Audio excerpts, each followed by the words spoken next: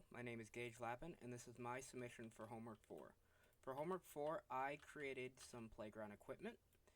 Specifically, I created a ball, a bucket, and a swing. The bucket is to show off the compound collider, and the swing is to show off the physics constraint. The bucket has 5 box colliders around it. This is to simulate the concave, interior of the bucket as it closes in and gets tighter inside. And then I just have a box collider on the bucket itself to act as the bottom, and then I have 4 empty children to act as each wall. Now, for the swing, this is to represent the swing constraint. These types of swings, they only go forward and backwards, as opposed to like a tire swing where if you just let go of it, it'll flop and flail all over the place. So to make this work, I have two pieces to this.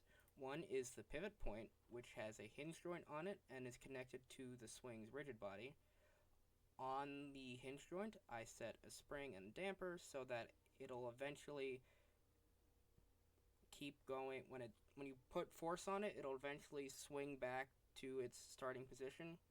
And then I have a limit on how far it can rotate, that just being negative 75 degrees to 75 degrees. And then on the swing itself, box collider for collision, rigid body, and then the XR grab interactable so that the player can grab it when they interact with it. And let's let it compile to test it out. Now we go in. If we walk into the swing, so you can see the swing moves with us.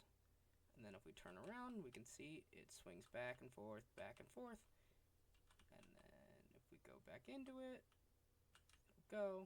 And then if we wait a little bit, it'll eventually return to its neutral position. As you can see, and it's just about stopped. And for the ball, in the bucket, we can go pick up the ball, and we can just place it in the bucket. You can see, can't move it outside. It can go, and then we just drop it in, and it falls right in. And we can also, because of how I set up the ball, it's dropping the ball, but I can throw the ball, and then it goes over this way, and it landed right in the center. Now, if I can pick up the ball right here, and then I can bring it over here. If I drop the ball, we can get onto the ball's level, and the player can actually collide with the ball and roll it back and forth, and just roll the ball around. Now, if we pick the ball up and grab the ball, and then we go up, the last thing can show is we can roll it down the slide. So if we let go of the ball over the slide, it'll roll down and keep on rolling, just barely. Now, to recap, for the compound collider, I did the bucket, which had 5 box colliders, 1 on the parent, and then 4 on each child.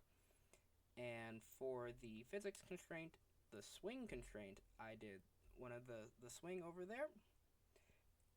And all the assets I used will be in the description. Thank you. That is all.